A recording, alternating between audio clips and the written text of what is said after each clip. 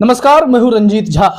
राहुल गांधी ने भाजपाइयों को 440 वोल्ट का झटका लगाया है। यह झटका ऐसा है जिसके बाद भाजपाई तिलमिला उठे हैं और जल्द से जल्द कोर्ट कचहरी भाग रहे हैं। कोर्ट कचहरी का चक्कर लगाना चाहते हैं, राहुल गांधी से कोर्ट में ही मिलना चाहते हैं। हुआ क्या है ऐसा? राहुल गांधी ने ऐसा क्या कह दिया कि भाजपाइयों को मिर्ची लग गई है?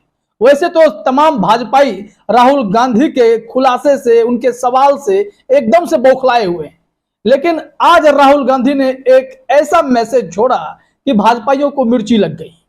और वो मैसेज उन भाजपाइयों के लिए है जो खास करके बीते कुछ सालों में और हाल ही में भाजपा ज्वाइन किए हैं, पुराने कांग्रेसी रहे थे।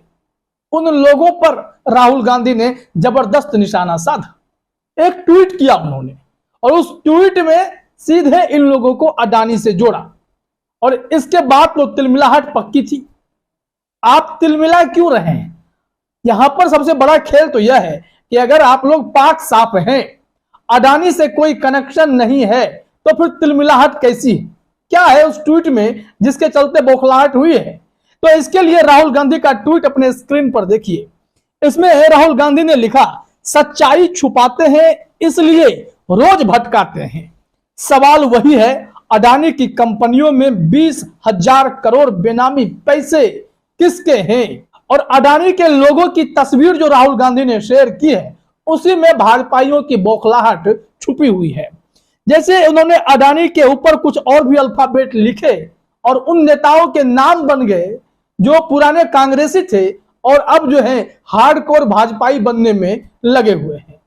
जैसे कि GHULAM ए अडानी का लिया गया और ये हो गए गुलाम, मतलब गुलाम नबी आजाद। दूसरा नाम देखिए, SCINDIA, अडानी का डी लिए और ये हो गए सिंधिया। उसके बाद फिर जो आगे नाम है KIRAN, ये किरण रेड्डी जो हाल ही में भाजपा ज्वाइन किए। उसके बाद देखिए HIMANTA, यहां अडानी का एन लीजिए, ये हो गए हिमंता। और उसके बाद ANIL, अडानी का आई, यानी अनिल एंटनी, AK एंटनी के बेटे। और हिमंत बिस्वा शर्मा इसमें काफी चर्चे में, और सबसे ज्यादा मिर्ची अगर किसी को लगी है तो हिमंत बिस्वा शर्मा को लगी है। और ये ऐसे मुख्यमंत्री बन गए हैं जिन्होंने असम को सत्ता षड्यंत्र का केंद्र बना दिया है। अगर भारतीय जनता पार्टी को किसी राज्य में कोई सियासी उठापटक करनी हो, खेल करनी हो, विधायकों को तोड़ना हो, तो केंद्र उनका असम हो जाता है और वो बागी विधायक असम में जाकर पनाह पाते हैं, होटलों में रहते हैं, 5 स्टार होटल में सुरक्षा मुहैया कराई जाती है। तो ऐसे में जाहिर तौर पर भाजपाइयों को तो मिर्ची लगने वाली थी। अब ये पहले कांग्रेसी थे, अब भाजपाई हो गए। अब क्या हुआ है, क्यों राहुल गांधी के पीछे पड़े? अब इतने अच्छे से कनेक्शन हो गया। राहुल गांधी ने कहने की कोशिश की है कि ये सब जो है अब बयानबाजी कर रहे हैं और भाजपा में शामिल होने के बाद खुद को पाक साफ बता रहे हैं और राहुल गांधी पर निशाना साधने की कोशिश करते हैं। लेकिन इन सब पे कहीं ना कहीं आरोप लगे हुए थे। सब ने दबाव में आकर डर से भाजपाइयों का दामन थाम लिया, इसलिए नहीं कि कांग्रेस से वो खफा थे। जबकि बात यह है कि जिस हिसाब से मोदी सत्ता ने इन लोगों का प्रयोग किया है, वो देखने वाली बात है। और जैसे ही अडानी के साथ इनका कनेक्शन राहुल गांधी ने जोड़ दिया, उसके बाद एक कड़क प्रतिक्रिया हिमंत बिस्वा शर्मा की आ गई। उन्होंने कहा कि चलिए साहब, कोर्ट में मिलते हैं। अब वो फिर से कोर्ट जाने की तैयारी कर रहे हैं। राहुल गांधी ने तो कोर्ट में किस तरीके से अपना स्टैंड रखा, उसके बाद तो यह समझ लीजिए हिमंत बिस्वा शर्मा जी कि कोर्ट में चली हुई चाल ज्यादा दिन तक टिकने वाली तो है नहीं। ऐसे में जरा देखते हैं हिमंत बिस्वा शर्मा ने क्या कमेंट किया है और एबीपी न्यूज ने इस मामले में क्या जानकारी दी है। हिमंत बिस्वा शर्मा ने ट्वीट किया कि it was our decency to have never asked you on where have you concealed the proceeds of crime from the Bofors and National Herald scams and how you allowed Ottavio Quattrocchi to escape the clutches of Indian justice multiple times. Anyway we will meet in the court of law. अब राहुल गांधी के इस tweet पर, इस comment पर हिमंत बिस्वा शर्मा ने यह टिप्पणी की। और हिमंत बिस्वा शर्मा का हाल ही में एक वीडियो वायरल हुआ था जिसमें वो कॉपी करते हुए दिखाई पड़ रहे थे। सामने जो बातें लिखी हुई थी उसे कॉपी कर रहे थे। लोगों ने तंज कसा तो कहते हैं कि हाँ मुझे इंग्लिश नहीं आती है, हाँ मुझे हिंदी नहीं आती है, उसे मैं सीख रहा हूं। अब यहाँ पर बहुत अच्छी इंग्लिश लिख रहे हैं। इसका मतलब समझिए वो कहना क्या चाहते हैं। हेमंत बिस्वा शर्मा ने दरअसल कहा कि यह हमारी शालीनता थी कि हमने आपसे कभी नहीं पूछा कि आपने बोफोर्स और नेशनल हेराल्ड घोटालों से अपराध की आय को कहां छुपाया है। आपने ओतावियो क्वात्रोची को कैसे अनुमति दी। क्वात्रोची कई बार भारतीय न्याय के शिकंजे से कैसे बच निकला।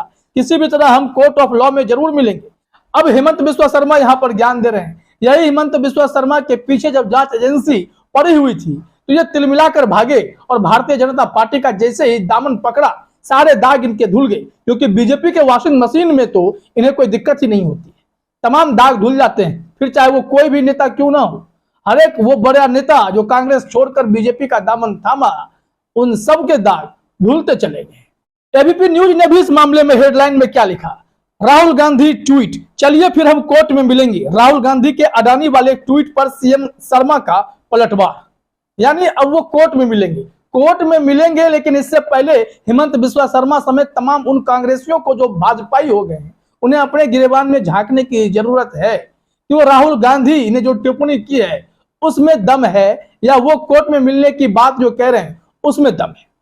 राहुल गांधी अडानी मामले पर जेपीसी चाहते हैं। राहुल गांधी मोदी जी से एक जवाब सुनना चाहते हैं कि गौतम अडानी के साथ उनका क्या कनेक्शन है, गौतम अडानी को कितना कुछ सरकार से फायदा मिला है या दोस्ती के नाम पर क्या फायदा मिला, उन सब चीजों का खुलासा चाहते हैं। क्या मोदी सत्ता विपक्ष के इतने लगातार कोशिश के बावजूद भी ये काम नहीं कर सकती है? सवाल तो है। अब यहां से जरा खबरों को मोड़िए। हाल में क्या खबर आई कि शरद पवार ने एनडीटीवी को इंटरव्यू दिया और उसमें अडानी के प्रति उनका रवैया बिल्कुल नरम था। वो चाहते हैं कि जेपीसी की कोई जरूरत नहीं है, सुप्रीम कोर्ट की जो कमेटी बनी है उसी पर काम होता रहे, उनसे ही सब कुछ सच्चा होगा। क्योंकि शरद पवार का मानना है कि जेपीसी में जो टीम बनेगी, 21 लोगों की अगर टीम बनती है, इसमें 15 लोग जो होंगे वो तो सत्ता पक्ष के होंगे, 5-6 मात्र विपक्ष के होंगे। तो इसमें जेपीसी बनने के बाद उन्हें कोई खास निष्पक्षता की उम्मीद नहीं है। और ऐसे में अडानी के ऊपर जो भी आरोप लगे हुए हैं, हिंडनबर्ग ने जो खुलासा किया, उन सब में कितना दम है उसका स्पष्ट खुलासा नहीं हो पाएगा। ऐसे में सुप्रीम कोर्ट की जांच कमेटी जो क्लियर रिपोर्ट देगी उस पर ज्यादा भरोसा किया जा सकता है। हाल ही में शरद पवार लगातार अपना स्टैंड बदल रहे हैं। उनका कांग्रेस से अलग रुख है, उनके ही सहयोगी उद्धव ठाकरे वाली शिवसेना से अलग रुख है। कारण क्या है, इसको लेकर तमाम तरीके की चर्चा होने लगी। तो इस बीच में शरद पवार और गौतम अडानी की तस्वीर भी वायरल होने लगी। आखिर उस तस्वीर को अब क्यों भुनाया जा रहा है? दरअसल यह तस्वीर आज की नहीं है जो अभी आप अपने स्क्रीन पर देख रहे हैं। इसमें गौतम अडानी के साथ वो बैठकर कुछ बता रहे हैं, दूसरी तरफ गौतम अडानी के साथ जो है शरद पवार चलते हुए दिखाई पड़ रहे हैं। पीछे अडानी है, आगे पवार हैं। आखिर इसको लेकर के इतनी बातें क्यों बनाई जाने लगी? क्या शरद पवार ने पलटी मार दी है? इसको लेकर लोग चर्चा कर रहे हैं और इन तस्वीरों का हवाला दे रहे हैं। तो आपको जानकारी के लिए बता दें, शरद पवार की जो यह तस्वीर अडानी के साथ वायरल हो रही है वो आज से 9 साल पुरानी है। 2014 की यह तस्वीर है, आप अपने स्क्रीन पर देख सकते हैं। इंडिया टुडे की यह रिपोर्ट है, 2014 की तस्वीर है। इसे आज के संदर्भ में वायरल कराया जा रहा है। तो वायरल फोटो की सच्चाई यही है। लेकिन शरद पवार की पलटी को लेकर सवाल इसलिए पूछा गया क्योंकि उन्होंने एनडीटीवी चैनल को इंटरव्यू दिया। एनडीटीवी अब अडानी का है। उन्होंने अडानी के प्रति नरम रुख अपनाया। उन्होंने कहा कि हिंडनबर्ग ने जो भी काम किया वो टारगेटेड लगता है। उन्होंने यह भी कहा कि जेपीसी की जरूरत नहीं है, सुप्रीम कोर्ट की जांच कमेटी ही सही है।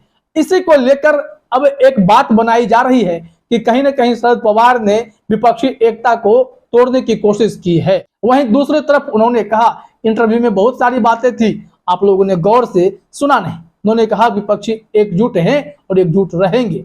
ऐसे में एक तरफ राहुल गांधी ने जहां भाजपाइयों को 440 वोल्ट का झटका दिया, तो दूसरी तरफ शरद पवार ने भी सियासत में भूकंप तो ला ही दिया है। फिलहाल इस वीडियो में इतना ही। आप सभी का हमसे जुड़ने के लिए बहुत बहुत धन्यवाद।